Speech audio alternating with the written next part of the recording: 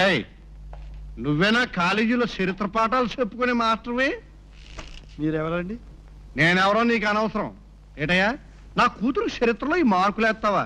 నీకు ఎన్ని గుండెలయ్యా? ఓహో, రాణి తండ్రి గారైనా మీరు? ఆవిడ చదివిన చదువులకి అవే మార్కులు వస్తాయండి. అది చదవదయ్యా, చదవాల్సిన కర్మదానికి లేదు. దాని చదువును బట్టి కాదు, నా లెవెల్ని బట్టి దానికి మార్కులు వేయాలా. దాన్ని జిల్లా కలెక్టర్ చేద్దాం అనుకుంటున్నావు, నువ్వు ఎదవ మార్కులు వేస్తావా? ఆ తెలివి ఆమెకు ఉండాలి. దాని బాబుకి నాకుంది.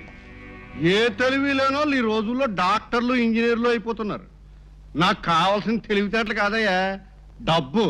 ఆ డబ్బుతో నేను డిగ్రీలు కొంటాను. నీకరసని బేరం చెప్పు, దిట్టంగా మార్కులు వేసుకో. అంటే లంచం ఇస్తారా? దానికి అంత పెద్ద మాటలు ఎందుకయ్యా? నీకు కావాల్సిన డబ్బులు నేను ఇస్తాను, నాకు కావాల్సిన మార్కులు నువ్వు వేస్తావు. నేను అటువంటి వాడిని కాదండి. నిన్ను చూస్తేనే తెలుస్తుందయ్యా. నీలాంటి పిచ్చోళ్ళు నీతి నిజాయితీని పట్టుకు ఏలాడబట్టే నాలాంటి పెద్ద మనుషులు ఈదిని పడిపోతున్నారు. వేసుకోయా మాస్టర్, మార్కులు వేసుకో. నేను వేయను. గుర్రానికో దెబ్బ మనిషికో మాట అన్నారు.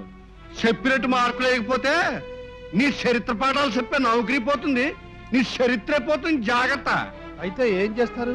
ఏం చేస్తానా, నీ శరీరంలో పార్ట్లన్నీ ఏరువేరుగా తీసి పార్ట్లన్నీ ఏలవేయించేస్తాను. నువ్వు చేస్తావు, నాకు తెలుసు.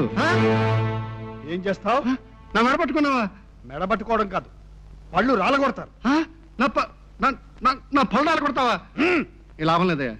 మాట్లాడేవాడితో మాట్లాడతా కానీ చెయ్యి చేసుకునే వాడితో చెయ్యి చేసుకున్నాయా? నాకు తెలివితేటలు ఉన్నాయ్యా. అమ్మా, ఈ 2000 ఒక వేలు పట్టుకో. ఎందుకు? 1000 పట్టుకుంటే మా అబ్బాయిని, ఇంకో 1000 పట్టుకుంటే తమ్ముడు గారు అబ్బాయిని నువ్వు పెళ్ళాడిపోతావు అన్నమాట. ఒక పని చేయండి, ఈ 2000 తీసుకువెళ్ళి గ్యాస్ పైలో పెట్టండి. చూడండి, ఇటువంటి పిచ్చి ప్రశ్నలు వేసినా మళ్ళీ మీ అబ్బాయిలతో పెళ్లి మాట ఎత్తినా మర్యాద దక్కదు. జాగ్రత్త. ఇంకా ఏళ్లలో వేలాడేసుకుని ఉంటుంటారు. ఎందుకో పక్షపాతం వచ్చిన మనిషిలాగా మూసేయండి. ఇప్పుడు కర్తవ్యం ఏమిటో చెప్పడు తమ్ముడు గారు. నేను చెప్తాను, లోపలికి వెళ్ళి వాడిని లొంగ తీసుకుంటాను. ఇదిగో, పొరపాటు నా పని చేసావు. ఈ మధ్య కరాటా నేర్చుకుంది, పళ్ళు రాలగొట్టగలదు. అబ్బా, కర్తవ్యం ఏమిటో చెప్పండి. నాకు నిజంగానే పక్షపాతం వచ్చేటట్టుంది. ఏముందన్నగారు, మన అబ్బాయిని ఎలాగో చేసుకున్నది కదా, మన మాట వినే ఒక అనామకుడిని తీసుకొచ్చి పెళ్లి చేస్తే సరి. వాడు మాత్రం మన మాట వింటాడని శుద్ధామాయకుడైతే మన మాటలు ఖచ్చితంగా వింటేస్తాడు. అంటే మా హిస్టరీ మాస్టర్లు అంటే అయినా ఓరిని దుంపదగా, ఇటువంటి ఐడియా నువ్వు పుట్టిగా కూడా ఇవ్వలేదురా. ఒరే, ఈ మధ్య అన్నాలు అవి పంపుతుంది వాడికేనా? అన్నగారు, అబ్బా తమ్ముడు గారు, ఇక మీరు నాకు ఏం చెప్పక్కర్లేదు. ఇంతకంటే 10కి మళ్ళీ ఏదో మనకి ఎవడూ దొరకడు. ఏవండి, మీ ప్రశ్నలతో నేను ఉక్కిరిబిక్కిరైపోతున్నాను. నాకేదో కంగారుగా ఉంది. కాస్త నన్ను ఆలోచించుకోనివ్వండి. ఇందులో ఆలోచించుకునేదే ఉంది బాబు. మీరిద్దరూ చిలక గురింకిలా ఉంటారు. చూడు బాబు, పెద్దవాడిని నేను చెప్తున్నాను, నా మాట కాదనకు. ఏవండి, ఆడి నన్ను ఒప్పుకుంటుందా? అయ్యో, అమ్మాయి మిమ్మల్ని ప్రేమించిందని తెలిసాకే ఇంతవరకు వచ్చాం. నిజంగా? తల్లిదండ్రి లేని పిల్ల, చిన్నప్పటి నుంచి మేమే గారాభంగా పెంచాం. ఈ పెళ్లి జరిపించేస్తే ఇంటి పెద్దలుగా మా బాధ్యత నెరవేర్చిన వాళ్ళం అవుతాం. ఏదో ఆశపడి వచ్చాం బాబు, కాదనదు. కాదనొద్దు బాబు, మా మాట విను. మీరింత బలవంతం చేస్తుంటే నేను కాదనలేకపోతున్నాను. సరే, మీ ఇష్టం. సంతోషం బాబు, సంతోషం. ఈ నవ్వే కావాలి బాబు.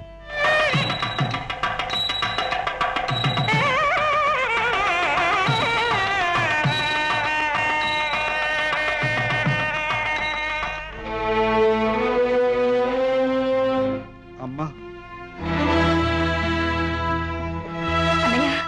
అమ్మా, ఏం జరిగింది బాబు?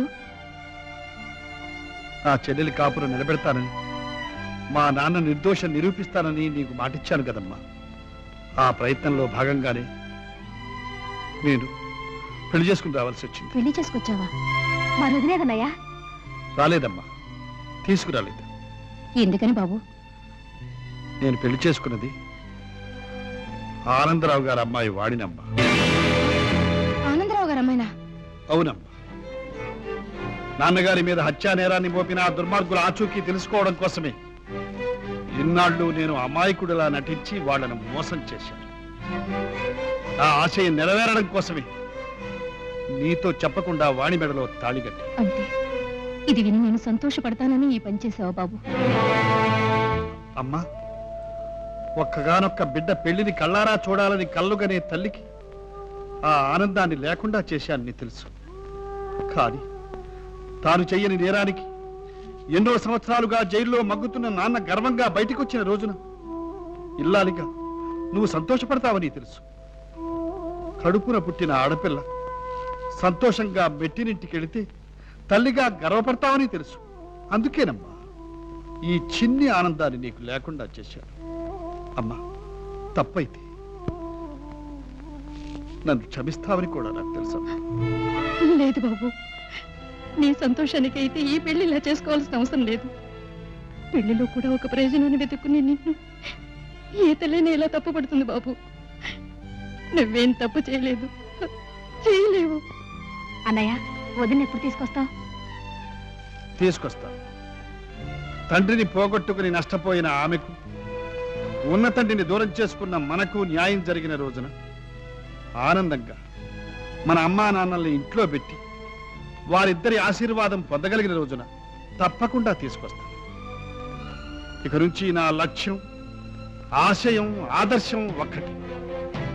మన రెండు కుటుంబాలకు మనశ్శాంతి లేకుండా చేసిన ఆ దుర్మార్గుల కోరలు బీకి నిజాన్ని కక్కిస్తాను. ఏమిటి ఇక్కడ కూడా పుస్తకాలేనా? ఏం చేయమంటావు? నాకు తెలిసింది అదేగా. నీకు తెలిస్తే చెప్పు. నాకేం తెలుసు?